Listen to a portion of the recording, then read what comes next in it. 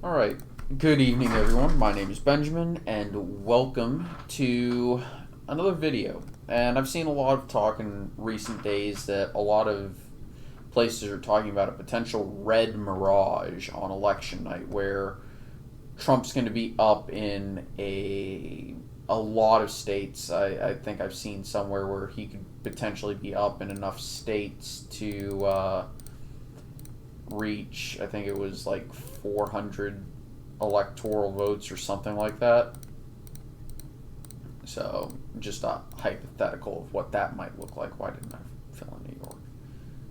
But, hypothetically speaking, uh, I'm trying to think of what that might look like. There we go. So, hypothetically speaking, I forgot Hawaii too. On election night, you could see a map that looks like this as the votes are being counted. And then over the next couple of days and on into the weekend, people are talking about how we'll suddenly see, the map evolve and change into a blue tide where Biden could potentially be, well and truly winning. But I've decided instead that I wanted to look and see how realistic is that. And I wanted to think about, okay, what is going to likely be called on election night and what probably won't. And I thought about it, and I said we can actually make some educated guesses about what's going to be called on election night by looking at 2016. I honestly don't think turnout is going to be much higher than this. What was it? About 5 million votes went to... something like 5 to 6 million votes went to third-party candidates, so that's, a little over 127. We're talking probably about 130, 140 million voters, right? And how are we going to be able to tell who's going to win in the coming days as mail-in vote gets counted? So let's talk about the key tipping point states, the potential tipping points.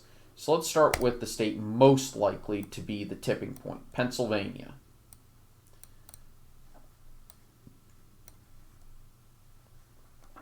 Well, Trump almost got 3 million votes. Almost 3 million votes in the Keystone State.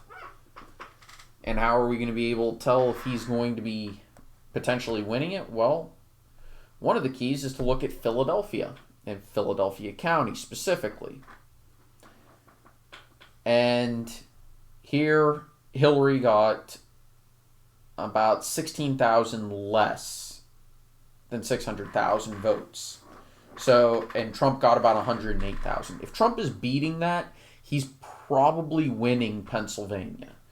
Another good county to look at, or, if he's approaching that on election night, or, only about 10 to 15,000 down on that, he's doing reasonably well there. And if Biden is matching Hillary's numbers on election night or coming close, Biden is probably up. Let's see if we can actually change it to this view. Good. There we go. So this shows us the lead. If we look in Erie County, for example, if Trump is approaching that 60,000 vote mark, we can assume he's probably winning Erie. And that's a very good thing for Donald Trump. This is kind of a swingy... It's not really a swingy county, but it's an Obama-Trump county. Luzerne County, another good example of a county that was an Obama-Trump county. If Trump is approaching that 78,000 mark on election night, he's probably doing very well. Chester County, a fairly close county. If it's still close on election night or Donald Trump has a pretty big lead there, he's probably winning that. Berks County, similar story. If he's matching his 2016 numbers or coming very close, he's probably doing well enough to win. Lake County. And the story is basically the same. We can actually look at the amount that Trump got in 2016, because I really don't think there are that many more votes in Philadelphia County for the Democrats to get, and the only real expansion is going to be in Montgomery, Delaware, and Bucks County for the Democrats. And in the rural areas, let's look at a very small county, Forest County, for example. If Trump is at, his 1,600 or very close to it, he's probably improving all over rural Pennsylvania, which is something that he needs to do anyway in order to assure he's winning. Okay, let's go to Ohio, for example, and take a look. Lake County, for example. Just use Lake County as an example.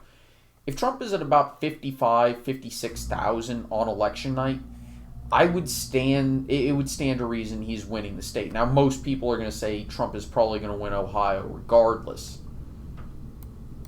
But let's look at a more interesting state, a state that, say, Clinton won, that might go, whoopsies, there you go, that might go the other direction this time around.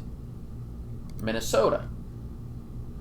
And let's look at Minneapolis. If the vote on election night looks like Trump is approaching, say, 200,000 votes in Hennepin County, which is home to Minneapolis, and of course the next county is Ramsey County, St. Paul. If Trump is doing similar or only slightly behind on election night his 2016 numbers in Minneapolis, he's probably doing very well in the rest of the state. And of course, we go to, say, a rural county. Let's look at a tiny rural county. Let's see, what's the smallest county we can find? Yeah, here. Let's go to Manaman County. I think that's how you say that. If Trump is in the 900s on election night or approaching that, he's probably doing very well and improving his margins in those rural areas, which is something he needs to do. And you can do the same thing in the Iron Range. Carleton County, Lake County, Cook County, St. Louis County. And also look at these suburban counties here, Washington and Dakota. Olmsted County is another good one to look at as well. And, hey, let's go to Wisconsin, a state that might flip from Trump to Biden. Especially look at the Mississippi River. If Trump is approaching his numbers from 16 in these areas, that's a good sign that he's probably going to hold on to his lead as the mail-in vote gets counted. And you go up into these counties and see, okay, if Trump is improving there, he's improving there. However, if Biden is approaching Hillary Clinton's numbers in these places on election night, it's probably a good sign that Biden has improved over Clinton. That said, if both are reaching those numbers or approaching them, there's still a lot of vote to be counted, and we should be cautious about any counting, I'm not saying that there's going to be fraud or anything. I don't want to be all conspiracy theory. But the point is, if we just exit out and, I don't know, let's look at Florida. Here's a good one. Maybe not Palm Beach County, but Miami-Dade County is actually surprisingly interesting because of the high amount of Cuban vote. And that could help Trump hold on to the state, even if he doesn't quite do what he, doesn't quite do as well with, say, seniors or, voters that he appealed to in 16. Look at Duval County as another good example. If Biden is approaching or beating Clinton's numbers, he could be close to flipping it. if Trump wins or is approaching his own numbers, it probably stands to reason that he's doing well in the state overall, because Duval is actually a very similar county to Florida overall. And then we could use that, nationwide and say, look at Georgia as another example. And if we look here, if Trump is improving, say, these suburban counties of, say, Gwinnett, Newton, Henry, Cobb, he's probably doing well. If he's improving in Fayette, same thing. Now, of course, if Biden's improving over Clinton's margins, that's a good sign for him there.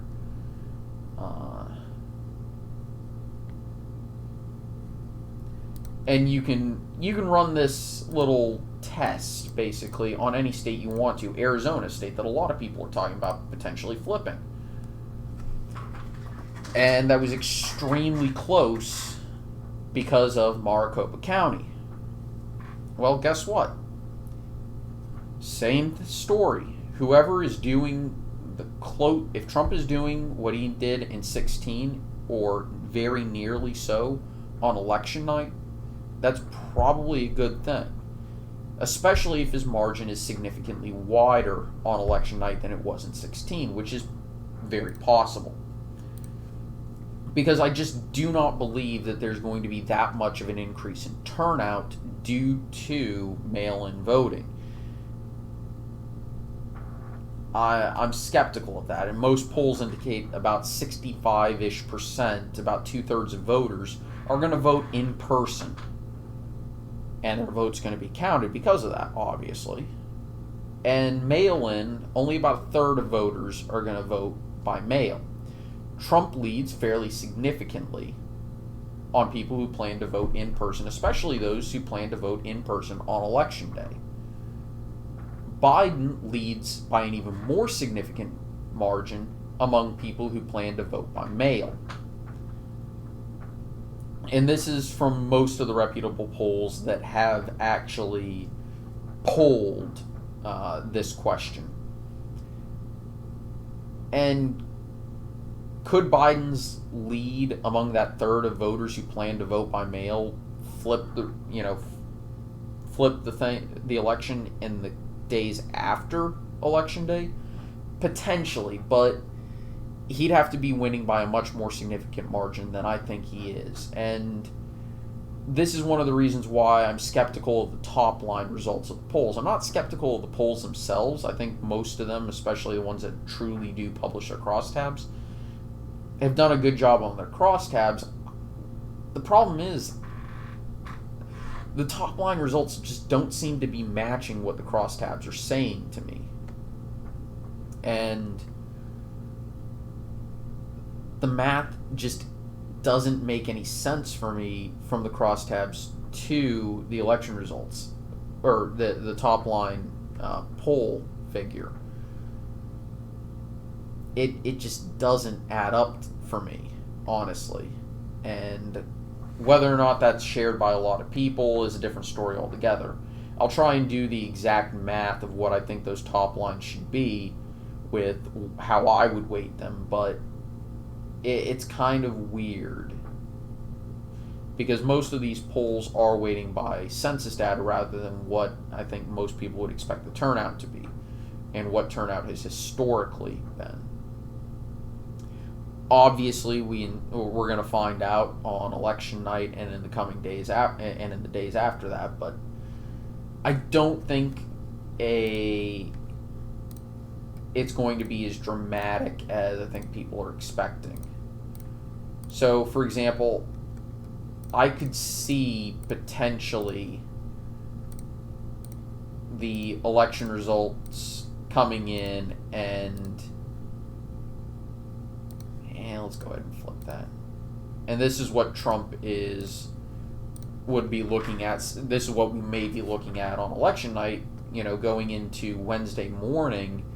And then as time goes on, we could see, we'll probably see Virginia flip, probably Nevada. And then it's just a question of which states out of the rest of them flip as the mail-in vote gets counted. I wouldn't be shocked at Minnesota still going blue, Maine still going blue. But I really could see this being the map on election night, or maybe this. But I don't think either candidate is going to cross the 400 mark. I don't even think either candidate's going to reach 320. I don't really see it as possible. This would be a somewhat reasonable Biden win if it were to happen, and it would look reasonable too. If Trump were to keep things, I really could see this being a very reasonable Trump win. Maybe add Minnesota, maybe, and that would, I think, be Trump's maximum at this present state in the race. So, if you want to know who's doing well, look at the margins and compare them to 2016. If Trump is beating his margins by 3 to 4 points overall from 2016, I'm not sure that he's going to, and of course proportional per state, obviously. But if he's beating it by 3, 4, 5, or 6 points, anywhere in that range, I would expect him to still win the election. If he's doing less than that compared to his 2016 margins, Biden's probably going to win in that instance. So, anyway, I'm going to go ahead and end it here. I want to thank everybody for watching. I hope you enjoyed. Likes, comments, subscriptions, they always do help, and I greatly appreciate them. I'm probably going to wind up live streaming on election night, and down in the description, obviously, you can see a link to my presidential model and a link to my Patreon. I'd greatly appreciate any contributions there, and I'll see you all next time. Take it easy. Bye-bye.